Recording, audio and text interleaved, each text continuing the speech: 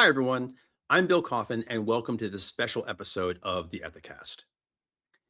If you had asked me back in January what the big E&C news theme of the year might be, I would have guessed regulatory turmoil or artificial intelligence. After all, the second Trump administration was about to begin, and AI was making its big shift from hype to practice. And while both of those were indeed major themes for ethics and compliance professionals, they didn't hold a candle, at least in terms of capturing the attentions of folks in and around the E&C space, to the number of CEOs who lost their jobs in 2025 for some form of misconduct.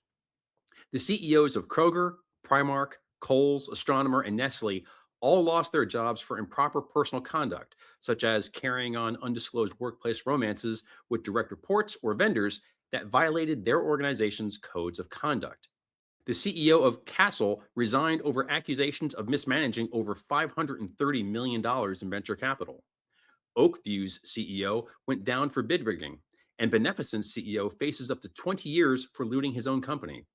And First Brand's former CEO faces lawsuits and a DOJ investigation over that company's spectacular collapse. All of these, however, point to some important takeaways that are bigger than any one of these stories. First, it's worth noting that in many of these stories, especially with Kohl's and Nestle, that the organization's ethical infrastructure did its job.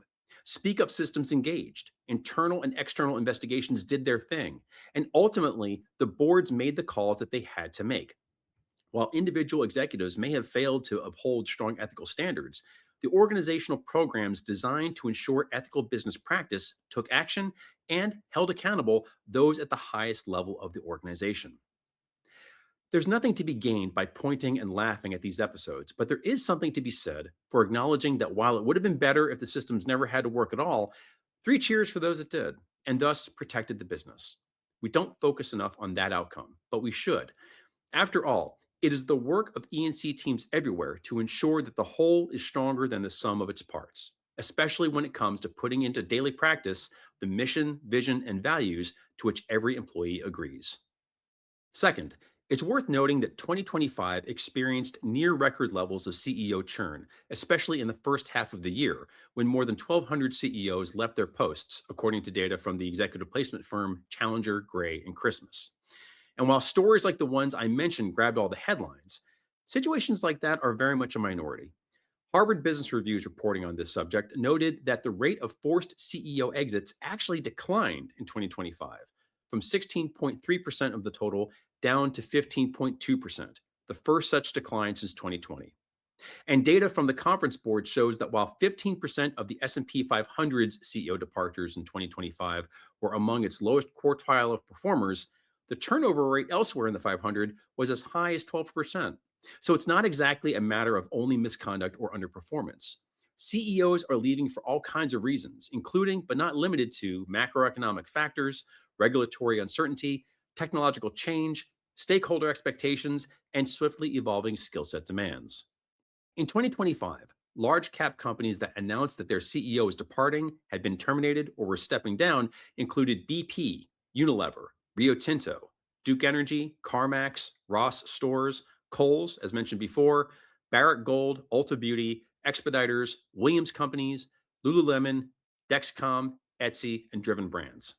The current annual revenue for that cohort of named companies is about $469 billion. If that were a country's GDP, it would be the world's 36th largest economy, somewhere between Denmark and Malaysia. That is a huge amount of value forced to reckon with the challenge of changing leadership. And that doesn't even include other heavyweights that also lost their CEO this year, such as Walmart, Berkshire Hathaway, Kroger, Target, Coca-Cola, Continental, Kraft Heinz, and Six Flags.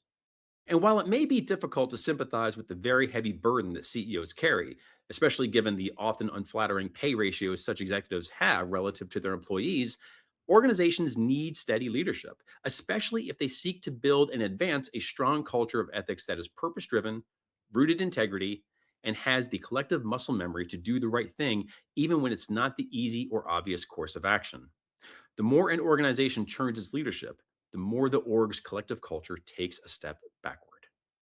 In 2026, we'll probably continue to see plenty more CEOs leave their posts for reasons both honest and hair raising.